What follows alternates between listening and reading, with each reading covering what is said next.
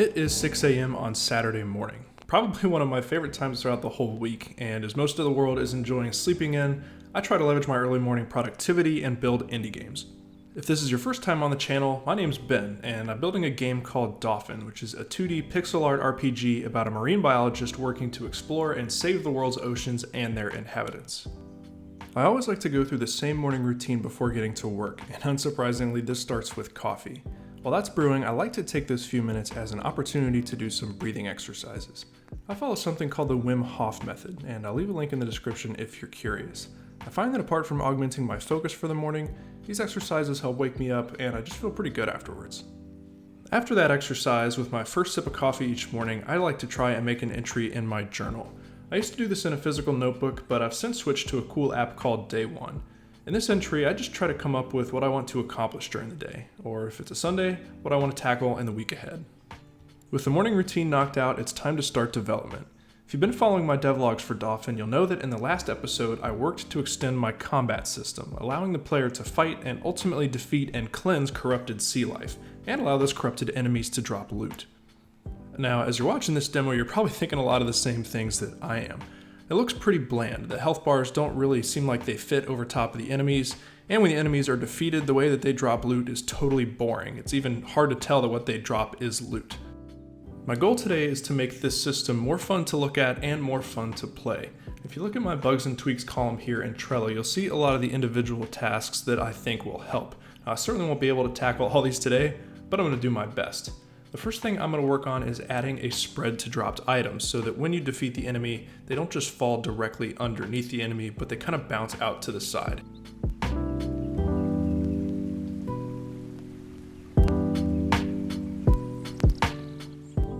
At 7 a.m. on the dot each morning, the light to my office aquarium turns on. This is home to my pearl gourami noodles and about 30 or so cherry shrimp, most of which were donated by you guys, my viewers. Anyway, when the light turns on, these guys know it's breakfast time, so I'm going to take a quick break and feed them.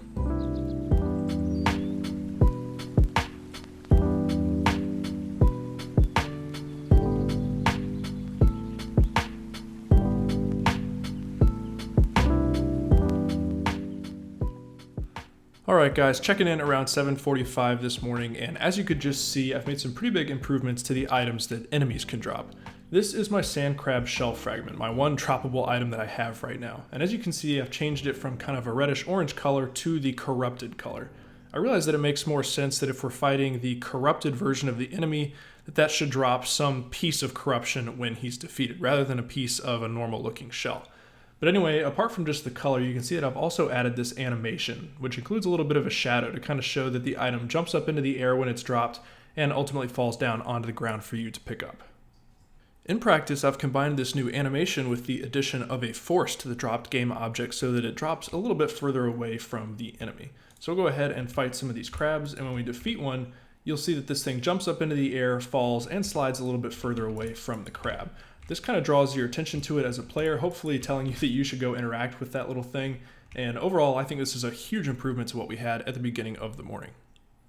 With that work wrapped up, I've completed 2 of my tasks already, adding spread to dropped items and improving the identifiability of dropped items by adding the shadow. Next, I want to focus on the health bars that exist above my enemies. In their current state, I think these health bars need quite a bit of tweaking.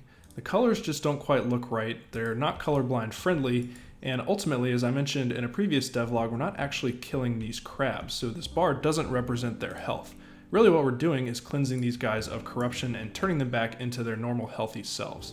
So my task this morning is going to be to change these health bars into corruption bars.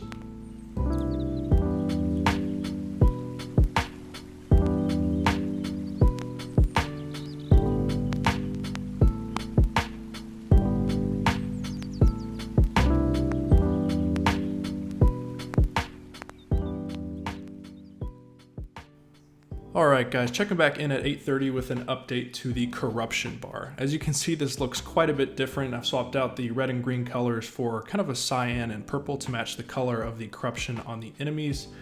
And in terms of how this thing works, I've actually removed the slider component and I'm no longer filling it from left to right. Instead, I'm opting to use the X value of the bar's scale to make it shrink towards the center. And of course, when the scale value is 0, the bar will disappear and the enemy is defeated.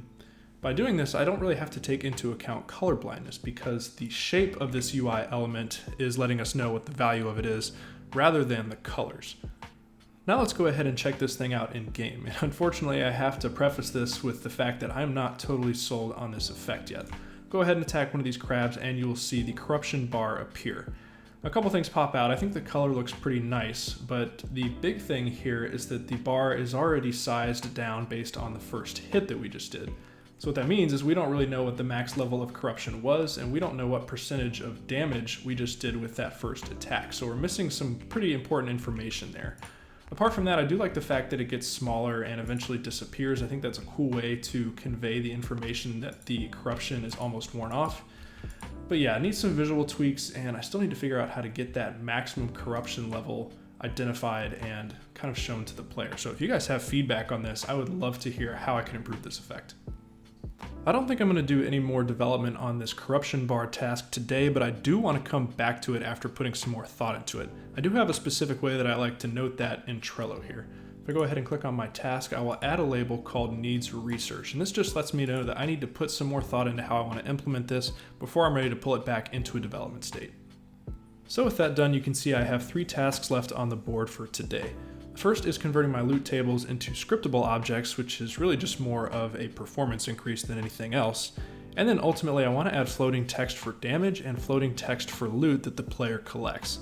Now, I got this as an inspiration from watching iDawes' devlogs for Archvale, which is a really cool looking game that I certainly draw an inspiration from as he's pushed out videos. I think this will be a really nice enhancement to the way it looks and feels when you attack enemies and collect loot. With that said, I think I've earned myself a bit of a break. It's 9 o'clock now. I've been working for about 3 hours since I woke up, so I think I'm just going to enjoy the rest of my coffee and play a video game for a little while until my better half wakes up and we get a workout in together. It is now 10:30 a.m. I'm back after enjoying that nice little break, and unfortunately it seems like Kate has to do some work this morning, which is a real bummer, but that's all right. We're going to push the workout back till the early afternoon, and in the meantime, I'm going to try to be productive like her and learn a bit about scriptable objects. From what I understand so far, scriptable objects are a way to represent data in Unity and associate that data with game objects without having to create new instances of that data for each game object. Basically, this data lives in one place in memory, and each of those game objects will reference that one item. So we're improving performance by using this. I should be able to use scriptable objects to improve the way that I'm associating loot drops with enemies. Right now we're looking at my sand crab prefab, and if you look over here on the right side, you can see that I have a loot table component attached to it.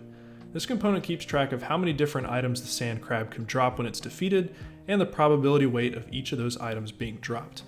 However, the way I have this set up, for each different sand crab that I have in a scene, it's going to contain another copy of this exact same loot table. So I should be able to abstract this data away from the component level and just have it live in one place so that every sand crab in the scene can reference that same table.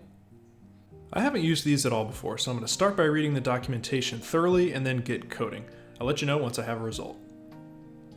Well, I'm back about 10 minutes later. That did not take long at all to hook up, and this functionality is actually pretty cool, so I'm going to show you how I set it up in the editor. We're back on my sand crab prefab, and you see that there is no longer a loot table component since I've changed it, so we're going to add a new one.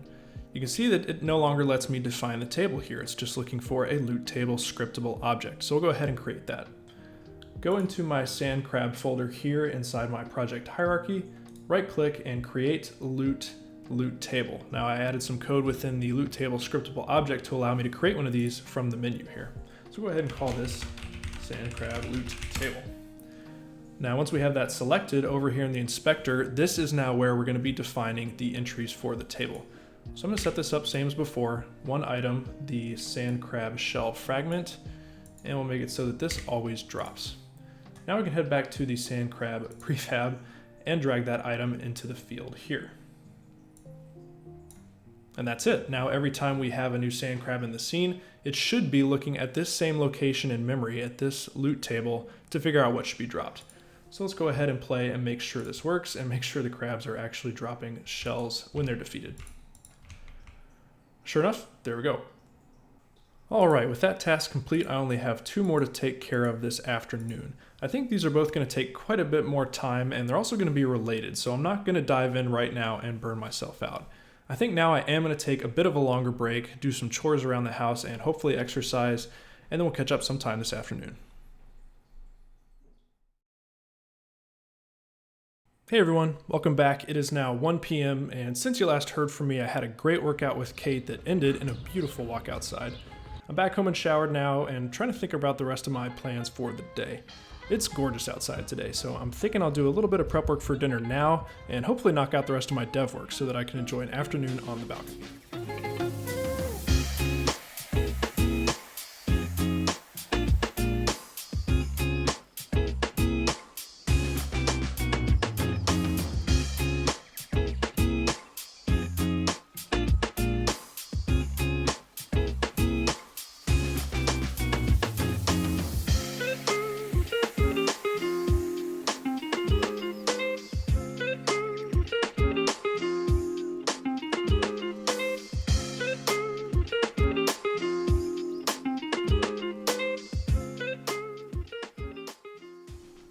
Alright guys, it is 2:30 in the afternoon now, and I'm pleased to report that I finished up my initial work on the text pop-ups. Now I've designed these in a way to kind of be reusable everywhere, but I've gone ahead and implemented them above the enemy's heads when they take damage, which is this task right here, floating text for damage. I'll start off with a little demo here. We'll head down to the beach and hit a crab, and you'll see a damage number appear above his head. And that's actually based on the damage that this particular attack is doing. You'll see that if I hit with the melee attack, we just do 5 damage. You also notice that if I hit multiple times quickly, we see multiple damage numbers pop up, and they're staggered so that you can always see what you're hitting.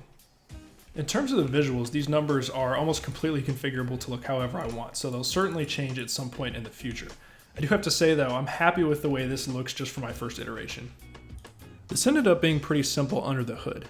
Each text item that we're spawning is a prefab that's basically just a text mesh pro text with an animator that animates the scale of the text itself so that we bring it into view and back out. I have an event at the end of that animation that is responsible for destroying this game object. Now over here in the code, I have a parent text pop-up that's responsible for spawning these individual pieces of text, and you can see all that code is just right here. I instantiate one of those pieces of text, I create an offset so that text doesn't stack on top of one another and set the position, then I set the text itself and play that animation. Pretty simple. With that task wrapped up, all that we have left on Trello for today is floating text for loot. Now, if you're paying close attention to some of the demo footage I've shown already today, you may have noticed that I don't actually have item pickup yet. If the player collides with one of these dropped items, it just slides across the screen. Well, if you look up here at my milestone 0.4 inventory, you'll see that one of my big tasks there is implementing item pickup. And this is something that I'm going to be working on next week. So for now, I think I'm just going to archive this guy. That work is going to be completely wrapped up in this task for next week, so I don't think it's something I need to worry about today. It's now 3 o'clock in the afternoon, and I've made progress on 5 different development tasks already today, while being able to fit in about an hour's worth of exercise. Now, rather than get a jump start on next week's milestone, I think I'm just going to call it for the day. The weather today is just begging for a book and a drink on the porch, and I'm feeling more than happy to oblige. I'm sure some viewers will look at these hours ahead of me as a wasted opportunity to make more progress. And maybe it is, at least for them. I find that especially on the weekends, having a healthy balance of work and decompression is absolutely the best way for me to make more sustainable progress with my hobbies. I hope you guys are able to find that balance too. I'd like to hear in the comments below how you all manage to combat burnout on your side projects, especially if you also have a full-time job. As always, thanks so much for joining me for my Saturday of game development. Hope you all enjoyed, and as always, keep an eye out for the next Dauphin devlog. I'll see you then.